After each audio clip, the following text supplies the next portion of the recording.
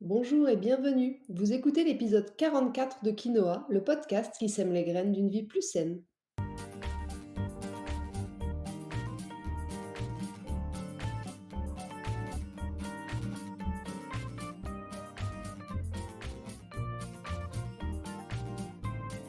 Je suis Julie Coignet, naturopathe et coach santé. Ma mission à travers ce podcast est de vous aider à retrouver ou à garder la santé en adoptant de nouvelles habitudes de vie plus saines et équilibrées. Chaque semaine, le jeudi, je vous propose de parler bien-être, forme et santé naturelle de façon simple et positive pour vous aider à reprendre votre santé en main. Dans ce 44e épisode de Quinoa, j'ai eu envie de vous parler de Human Design ou design humain en français. Le design humain, c'est une nouvelle méthode de connaissance de soi qui a pour but de nous donner les clés de notre personnalité, une sorte de mode d'emploi pour nous aider à vivre alignés, en phase avec notre vrai nous. On devrait tous connaître son mode d'emploi. Vous ne pensez pas? Le design humain considère que nous sommes avant tout des corps énergétiques et en ce sens que ce sont nos fonctions énergétiques qui nous permettent de fonctionner ou pas de façon optimale, de façon alignée, en accord avec ce qu'on est et le rôle que nous avons à jouer dans le monde. Ça peut paraître bien mystérieux, je vous l'accorde, mais pourtant le design humain s'appuie sur différentes pratiques, anciennes ou plus récentes, tout à fait reconnues. Alors de quoi s'agit-il vraiment? Comment ça marche? À quoi ça sert? Et quels sont les principaux types énergétiques? Cette semaine, c'est pas moi qui vais répondre à toutes ces questions, mais mon invitée, Mélodie Jean-Dudo, experte du design humain, qui est tombée dedans il y a quelques années, un peu par hasard, et qui depuis s'est formée et propose des lectures et des analyses précises pour vous aider, nous aider à mieux comprendre nos modes de fonctionnement. Parce que c'est pas toujours simple de comprendre et de visualiser notre individualité, nos différences, nos qualités, nos points un peu plus faibles. Et c'est pourtant indispensable de bien se connaître pour se respecter et faire les choix qui nous correspondent. J'ai eu la chance de faire une séance de lecture de mon design avec Mélodie il y a maintenant quelques semaines et je dois dire que ça a été une vraie révélation. C'est dingue tout ce qu'elle a pu lire et m'expliquer sur ma façon naturelle de fonctionner, mon profil type énergétique, la manière dont j'interagis avec mon environnement ou la manière dont je devrais mieux interagir avec mon environnement, quelle énergie dicte ma prise de décision, enfin quand je l'écoute, et enfin ma mission de vie ou encore la qualité de mon énergie vitale. J'avoue que je ressentais déjà pas mal de choses dont elle m'a parlé, que j'essayais de suivre plus ou moins dans mon fonctionnement quotidien, mais savoir que c'était écrit dans mon design humain, ça m'a fait beaucoup de bien. C'est peut-être un peu bête, mais ça m'a vraiment permis de découvrir certaines choses, mais aussi de mieux en comprendre d'autres. Et du coup, tout ça devrait m'aider petit à petit à me libérer de certains conditionnements qui sont encore bien présents chez moi. Bref, maintenant assez parlé de moi, j'imagine que vous êtes impatient d'en savoir plus, moi je le serai à votre place, alors je laisse la parole à Mélodie pour vous expliquer le Human Design plus en détail. Bonjour Mélodie, merci d'avoir accepté mon invitation pour parler de Human Design sur le podcast. Je suis tellement persuadée que cet outil est indispensable que je suis vraiment impatiente qu'on en parle plus en détail et peut-être qu'on le fasse du coup découvrir à toutes celles et ceux qui nous écoutent. Oui, parce que c'est pas si vieux comme outil, n'est-ce pas? Peux-tu peut-être commencer par nous dire qui est à l'origine de cet outil si précieux de connaissance de soi, depuis quand et en quoi ça consiste exactement? Bonjour Julie, merci de m'avoir invitée. Alors, le design humain a été mis au point par Ra Ururu, qui a reçu des messages il y a à peu près 25-30 ans et qui, en fait, ces messages portaient sur la synthèse de 4 sciences primaires, dont l'astrologie, le I Ching pour ceux qui connaissent, et il y a 2 autres systèmes ésotériques qui sont beaucoup moins connus et qui participent à la synthèse de ce système. Il a fait pendant 20 ans beaucoup d'expériences pour mettre au point l'outil. Il est mort il y a quelques années, autour des années 2010, D'accord. 2011 pour être précise, il me semble. Mhm. Et depuis, la mise au point en fait de cet outil, par sa pertinence et sa performance, de plus en plus de gens se l'approprient et le partagent. OK. Merci pour cette, présentation et ce contexte posé. Donc maintenant qu'on a posé le cadre justement, je réalise que j'ai été tellement impatiente d'entrer dans le vif du sujet que je ne t'ai même pas présentée. Donc on va faire les choses un peu, à l'inverse, à l'envers, j'aime bien ça de toute manière. Est-ce que tu peux du coup maintenant nous présenter rapidement tes différentes activités parce que tu n'es pas que, entre guillemets, experte en human design, je crois que tu fais d'autres choses assez jolies. Et puis ensuite nous expliquer comment toi tu es tombée, comme je le disais en intro, comment toi tu es tombée dans le design humain. Alors oui, c'est vrai que j'ai plusieurs activités et c'est tout à fait en cohérence avec mon type énergétique dans le design humain parce que je suis manifesteur générateur et donc les manifesteurs générateurs sont animés par plusieurs choses à la fois. Il y a un peu cette notion d'éparpillement qui revient beaucoup dans ce type énergétique. D'accord. Et donc j'ai commencé moi ma carrière dans les cosmétiques chez Estée Lauder et puis j'avais vraiment besoin de création. Et j'ai commencé une école de joaillerie l'année de mes 30 ans. Donc j'ai appris à faire des bijoux en or, j'ai monté ma marque et puis... Génial. Ouais, très chouette. Ouais. Mais voilà, il y avait toujours cette préoccupation de la beauté, du bien-être qui m'animait. Donc je lisais beaucoup de choses sur le sujet par ailleurs. Et puis j'ai commencé à utiliser d'autres outils plus ésotériques comme le tarot que j'ai découvert un an à peu près avant le design humain. D'accord. Et puis le design humain, je l'ai découvert en 2018 sur Instagram parce que je suivais beaucoup de comptes qui étaient dans cette mouvance-là, du mieux-être, du bien-être, et quelqu'un a introduit en fait cette jeune femme qui s'appelle Jenna Zoe, qui a vraiment démocratisé le design humain via Instagram de manière très puissante parce qu'aujourd'hui elle a un peu plus de 100 000 followers alors qu'à l'époque elle en avait à peine 2000 quand je l'ai découvert. D'accord. Et donc voilà, tout ça, quand elle a commencé à en parler, ça m'a tout de suite intriguée parce que là on parlait vraiment d'énergie et pas de personnalité et j'avais vraiment envie de comprendre, de mieux cerner la question de l'énergie. Donc je me suis intéressée au design humain, j'ai acheté le livre de référence et puis un autre et puis j'ai beaucoup lu sur internet, voilà, je me suis formée petit à petit à l'outil. T'es devenue complètement accro. Alors, dans un premier temps, oui, quand j'ai découvert l'outil, j'ai eu pendant peut-être 6 mois une phase vraiment d'obsession sur le truc pour vraiment comprendre. Et à ce moment-là, j'ai fait beaucoup de profils dans mon cercle proche pour voir en fait la complexité de l'outil et comment ça se calait sur la réalité, comme je dis. Et puis, j'ai laissé reposer. Parce que le design humain, c'est vraiment ça en fait. C'est vraiment un voyage. C'est pas un outil qu'on peut utiliser sur le temps court. Il prend vraiment toute sa dimension sur le temps long. Et donc, je l'ai laissé reposer pendant des années, et, tout en travaillant, moi, en regardant ce que ça provoquait chez moi et chez les gens à qui j'avais fait des designs humains. Et puis, c'est l'été dernier où je me suis dit, bon, là, c'est quand même un outil qui est très puissant. Ça a changé beaucoup de vies autour de moi et c'était vraiment très pertinent. J'ai eu envie de le partager à une plus grande échelle en fait. Dis-moi Mélodie, maintenant si on rentre un peu dans le concret, parce que là on a peut-être un peu compris, mais parce qu'on connaît en plus je pense nous le human design, mais pour quelqu'un qui sait pas du tout ce que c'est peut-être encore très flou malgré ce qu'on a pu dire. Est-ce que tu peux m'expliquer concrètement en fait si on veut utiliser cet outil? La première étape, selon moi, est de télécharger son schéma corporel. D'ailleurs, je fais une petite parenthèse, je vous mettrai un lien direct et gratuit pour le faire dans la description du podcast et sur mon blog, je verrai. Donc, est-ce que tu peux nous expliquer, Mélodie, ce que c'est ce fameux schéma corporel dont on a besoin pour ensuite pouvoir l'analyser et de quoi il est composé assez rapidement sans rentrer dans le détail pour l'instant, juste peut-être décrire un peu concrètement ce que les gens vont avoir en face d'eux.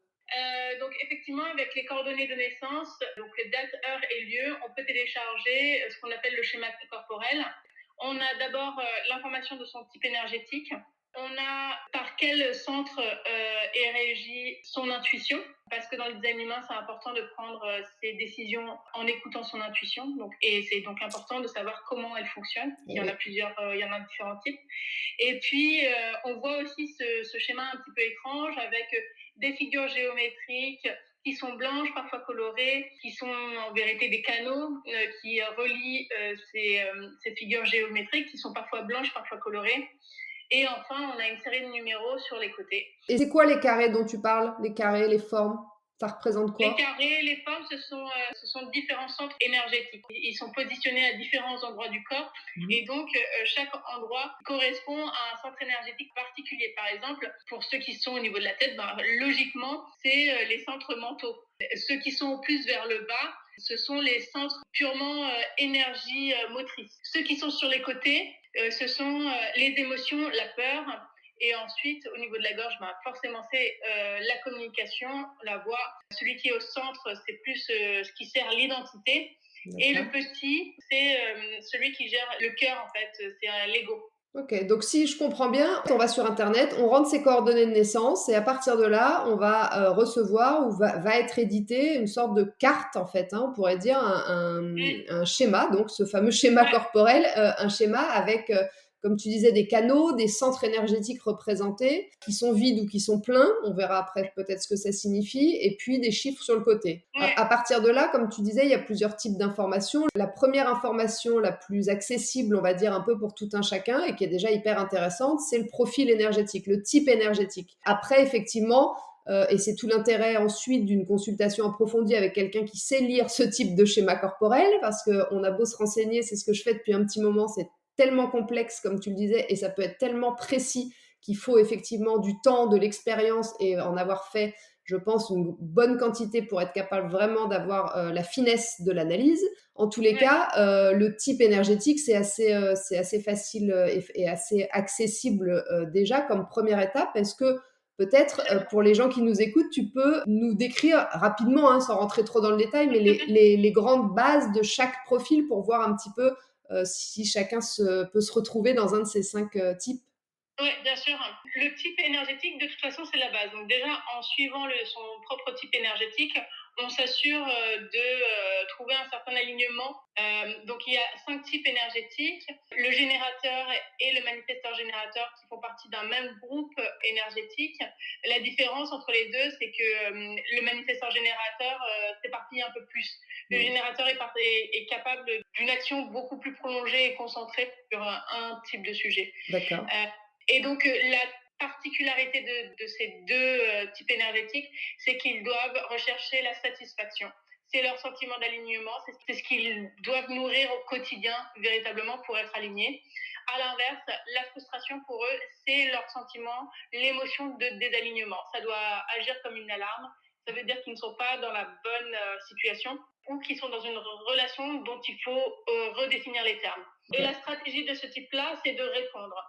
Donc, chaque type énergétique a une stratégie particulière, en fait. Peut-être qu'on peut expliquer que la stratégie, c'est la manière, en fait, un peu de se comporter dans son environnement, c'est ça, par rapport aux autres, en fait. La stratégie, c'est là où on va avoir un impact énergétique le plus fort, en fait. C'est l'action qu'il faut répéter au maximum, en fait. D'accord, donc ça, c'est la stratégie.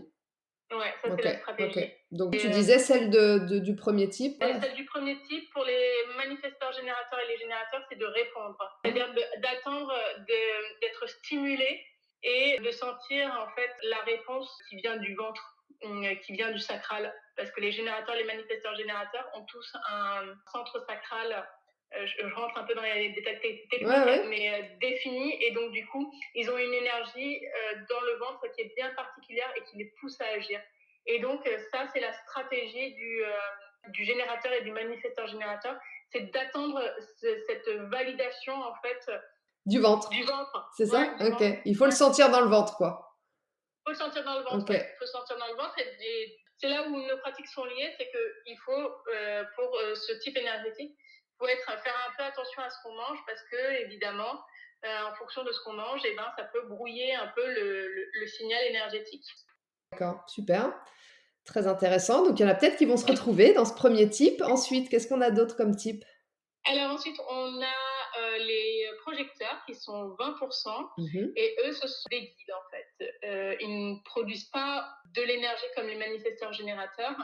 Et donc, parce qu'ils ne produisent pas cette énergie, il est important qu'ils cultivent leur expertise et qu'ils attendent d'être invités pour partager cette expertise. C'est là où ils ont l'impact maximum. Ça, c'est leur stratégie du coup, attendre d'être invités. Mais j'aime pas trop le présenter sous cet angle-là, parce qu'il y a une position d'attente qui me gêne profondément. Il est vraiment question pour eux toujours de cultiver leur expertise, et parce qu'ils vont cultiver ça et qu'ils vont emmagasiner le sentiment d'accomplissement qui est leur énergie, leur sentiment de référence, d'alignement. Ils vont faire rayonner cette expertise et naturellement, ils vont attirer les gens qui ont besoin de cette expertise. D'accord. Ce que tu veux dire, c'est que c'est pas des profils qui sont dans l'attente. C'est pour ça que ça te gênait le terme, hein, c'est ça? Ouais, il y a quelque chose de passif qui me gêne Ouais, c'est ça, je dans le, comprends. dans le, Je dans le, comprends, et dans moi la aussi, parce sélection. que c'est mon profil, pour tout vous dire. Donc, ça me gêne un petit peu ce côté passif que je n'ai pas du tout. Donc, je comprends tout à Exactement. fait. Ouais, non, mais moi, les projecteurs que je connais, ce sont pas du tout, effectivement, ce sont pas des gens passifs. Et donc, quand ils lisent leur profil en disant stratégie, il faut attendre d'être invité, il y a une frustration, il y a un bloc qui se crée presque immédiatement. Et donc, je trouve que c'est très important d'enlever ce bloc-là parce qu'il n'est pas question d'attendre à rien faire, en fait. C'est ça. Il est question de vraiment se concentrer sur ces talents particuliers, les nourrir, construire cette expertise dont je parle, et parce qu'on est vraiment dans l'accomplissement et dans l'alignement qui est demandé pour ce type-là, qui est le sentiment d'accomplissement, on attire les gens qui ont besoin de cette expertise. Et ça se fait très naturellement, en fait. Et quelle est l'émotion, du coup, négative de quand on n'est pas aligné? C'est pardon, c'est l'amertume. L'amertume, d'accord. Voilà, donc l'amertume pour les projecteurs, c'est vraiment pareil, je parle toujours d'alarme, c'est pas quelque chose qu'il faille tolérer dans son quotidien. C'est Ok. quelque chose sur lequel il faut être très vigilant. C'est ça l'intérêt aussi, je et- trouve. Ouais, effectivement, ouais, c'est ça l'intérêt de cette analyse aussi, c'est de se dire que, alors on en est qu'au tout début, on peut aller bien plus loin, mais déjà de se dire que quand on ressent ce sentiment qui est celui dans lequel on est quand on n'est pas aligné, ça peut nous servir d'alarme, et c'est pas normal de vivre dans la frustration ou dans l'amertume pour ces c'est profils-là en tous les cas. c'est exactement ça. Mm. Et tu vois, pour faire une analogie dans ton domaine, Ouais, on ne continuerait pas à manger des aliments qui nous donnent des aigreurs d'estomac, même s'il est bon, même si on sent qu'il est bon au goût. mm, On arrêterait très rapidement. tout à C'est fait. pareil en fait avec les émotions de désalignement. Il faut vraiment les considérer comme telles, Ok, ne pas les entretenir et vraiment les éviter, les évincer très rapidement. ça marche. Ok, donc ça c'était le projecteur, 20% hein, à peu près de la population, et Voilà, les deux premiers qui sont dans le même, c'est 70, hein, c'est ça à peu près? c'est exactement Ok, ça, ouais. Et ensuite, on a les manifesteurs qui sont 10% à peu près de la population. Donc 10% de manifesteurs, les manifesteurs, ce sont eux qui ont une nouvelle vision, qui sont vraiment dans l'innovation, qui sont là pour faire les choses de manière complètement différente. Et donc ce sont ceux qui vont initier vraiment la mise en place de cette nouvelle vision. Ils vont y être aidés par les autres types énergétiques. Donc voilà, les manifesteurs, ils sont là pour initier une nouvelle voie. leur stratégie c'est quoi? Leur stratégie, c'est d'informer parce que comme ils ont cette nouvelle vision que les autres ne comprennent pas forcément, ça crée énormément de friction. Donc le manifesteur, il doit essayer, et c'est souvent bien difficile pour lui, de communiquer sa vision, pas pour attendre la validation, mais pour minimiser la friction qu'il va créer avec les autres. D'accord, ok, sacré job aussi pour lui. Je comprends qu'il Ouais, soit que 10%. ça crée du lot. Ok. Et, Et ses et émotions, lui, positives quand il est aligné ou quand il est quand, désaligné? quand il est aligné, il a la paix intérieure, et quand il est désaligné, il est en colère. Ok. Et alors le petit dernier? Et enfin, le réflecteur, qui est très rare. Le réflecteur, en fait, sa particularité, c'est que quand on regarde un schéma corporel d'un réflecteur, il n'a aucun centre énergétique qui est défini. Et donc, il est perméable à toutes les énergies mentales, donc toutes les informations, les émotions des autres, les peurs des autres. Il absorbe aussi l'énergie, le stress des autres, et il a une personnalité qui est très flexible. Il est extrêmement adaptable, mais il est aussi extrêmement sensible à son environnement. La stratégie du réflecteur, c'est d'attendre, on dit, un cycle lunaire. En vérité, c'est attendre vraiment longtemps avant de prendre une décision. Et l'énergie d'alignement pour un réflecteur, c'est la surprise, c'est l'éblouissement. Le sentiment de désalignement pour le réflecteur, c'est la déception. Ok. Super. Alors écoute, je vais essayer de m'aventurer à une petite synthèse de ça. Donc si j'ai bien compris, il y a le groupe majoritaire, hein, la plupart des gens sont générateurs ou générateurs manifesteurs. Ça représente à Ouais. peu près 70% de la population. C'est plutôt des gens qui sont beaucoup dans l'action et qui ont beaucoup d'énergie, si je devais faire Ouais, assez court. exactement. Hein, c'est ça? Ouais, c'est exactement ça. Ensuite, il y a les projecteurs qui sont à peu près 20% de la population. Eux, ils ont beaucoup moins d'énergie. Ils sont plus là pour développer une expertise et puis la transmettre à condition qu'on leur demande. Ouais, exactement. Je synthétise, mais Oui, oui. ensuite on a les manifesteurs, donc qui sont à peu près 10% de la population. Eux, c'est un peu des initiateurs, c'est des gens qui ont une vision, qui ont des idées un peu différentes et qui sont là pour informer et en parler aux autres. Et puis enfin, on a une catégorie assez rare qui représente 1 ou 2%, qui sont les réflecteurs. Alors eux, tu disais, ils n'ont pas de centre énergétique défini. Donc ça veut dire que sur votre schéma, si vous n'avez aucun carré ou triangle rempli, coloré, ça veut dire que vous n'avez aucun centre défini et que donc c'est d'eux dont on parle, les réflecteurs, qui sont du coup un peu comme des éponges qui prennent les émotions, le bien un peu comme le plus néfaste des autres et qui ont besoin de beaucoup de temps pour prendre des décisions. Est-ce que Ouais, c'est à peu près exactement. bien résumé? J'ai C'est pas très dit de bien. bêtises? Ok. Alors j'espère que vous avez trouvé ça aussi dingue que moi, parce que quand on commence à expliquer quand même ce sujet et que vous vous retrouvez peut-être dans certains mots qu'on vient de dire, vous devez vous dire ah, c'est fou, ça veut dire que je suis pas la seule à fonctionner de cette manière-là. Ça déjà, ça peut être rassurant et ça donne surtout souvent, comme ça a été mon cas, envie d'aller plus loin et du coup d'en savoir encore plus sur un peu comme je disais en intro son mode d'emploi en fait, hein, à comprendre un peu comment est-ce qu'on fonctionne. Justement, à qui ça s'adresse le human design? Dans quel cadre on peut vraiment l'utiliser? Moi, je pense bien sûr, tu vas nous le dire, mais à l'entreprise, la famille, pour prendre des décisions.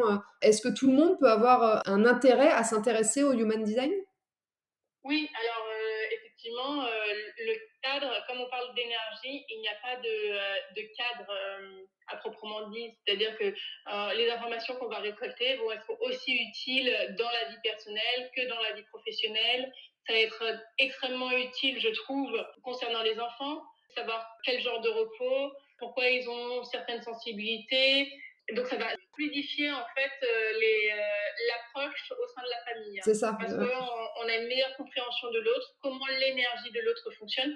J'imagine. Effectivement, c'est ce qui m'avait interpellée aussi quand on s'était parlé. Encore plus, comme tu le disais, pour les enfants, parce que des fois, on est face à des incompréhensions de comportement et je pense qu'effectivement, ça peut aider dans la fluidité de la communication en famille. En entreprise aussi, j'imagine, hein, en entreprise pour le travail collectif, le collaboratif, j'imagine que c'est intéressant d'avoir cet outil et de comprendre avec qui on travaille dans une équipe. Oui, oui, bien sûr, c'est hyper utile. En revanche, il doit être vraiment manipulé avec précaution, pas enfermer les gens dans des fonctions. Je pense que Tu fais c'est bien de le hyper important préciser, en fait. ouais, effectivement. Euh, Et c'est toujours le risque avec ce genre d'outil. Parce qu'en plus, comme il est très pertinent et performant, comme je l'ai dit en introduction, c'est vraiment à manipuler avec précaution parce qu'il n'est pas question en fait d'enfermer les gens dans une fonction parce que on a telle ou telle particularité en fait. Ouais. Ce serait extrêmement limitant. Il faut savoir en fait que on est tous capables de faire plein de choses. C'est juste la façon dont on va utiliser l'énergie qui va nous permettre d'arriver à nos objectifs. Mm. Tu vois ce que je veux dire? Oui, tous les Ouais, types énergétiques pourraient arriver à un même résultat dans l'absolu, c'est ça? Mais on va pas y ouais, aller tous de la même manière. c'est exactement ça. Bon, super, c'est très clair. Donc ça aide aussi pour la prise de décision, on l'a compris, hein, c'est intéressant de savoir qu'un réflecteur, il lui faut un cycle lunaire pour prendre une décision. Ouais, Ça, je trouve que voilà, c'est quand même une info qui est intéressante. Et puis, moi, je dirais que globalement, cet outil, il peut être utile à toutes les personnes qui cherchent à retrouver l'harmonie et à mieux se connaître, en fait. ouais, absolument. C'est C'est ça. exactement ça. C'est vraiment en fait le premier bénéfice du design humain. Écoute, merci Super. beaucoup. Est-ce qu'il y a des choses que tu voulais rajouter ou est-ce que Non, je pense que c'est bien. bah écoute Mélodie, merci beaucoup pour cette discussion, ce petit temps passé autour du Human Design. J'espère sincèrement que ça aura séduit la plupart de nos auditeurs et auditrices parce que pour le coup c'est l'effet que ça m'a fait. Donc je suis ravie d'avoir pu en parler avec toi en tant qu'experte. Est-ce que peut-être Merci à avant de toi. conclure, tu peux nous dire où est-ce qu'on te retrouve si on veut aller un peu plus loin dans la démarche avec toi et que tu nous fasses, comme tu m'as fait, une lecture de design. Comment ça se passe? Est-ce que tu es sur les réseaux sociaux, etc. Vas-y, je te laisse donner tes coordonnées. Oui, merci. Alors oui, on peut me contacter sur Instagram. J'ai un compte qui s'appelle Mélodie JDD. J'ai aussi un site internet où on peut réserver sa séance de design humain qui est mjd-paris.com. Écoute, super, merci beaucoup. Je précise, hein, mais je pense que les gens l'avaient compris, tu consultes aussi bien donc à Paris que en visio à distance. Hein, c'est ce qu'on a fait Ouais, nous, mais voilà, tu peux tout à fait le faire pour d'autres. Donc si vous êtes en région parisienne ou que vous êtes n'importe où en France ou même dans le monde, n'hésitez pas si vous voulez en savoir plus et vous connaître avec un peu plus de précision et de détails. Voilà. Mélodie, merci beaucoup et puis bonne Merci à toi, continuation. Julie. À bientôt. Au revoir. À bientôt. Au revoir. Voilà, sur ce, l'épisode 44 de Quinoa touche à sa fin. Je vous remercie de m'avoir écouté jusqu'ici, j'espère qu'il vous a plu et qu'il vous aura éclairé sur le human design et donné envie de peut-être faire votre schéma corporel. Si vous pensez que cet épisode peut intéresser certains de vos amis, n'hésitez pas à leur transférer ou à le partager sur vos réseaux sociaux. Vous retrouverez tous les liens utiles que nous avons cités dans les notes de l'épisode et sur mon blog dans l'article dédié.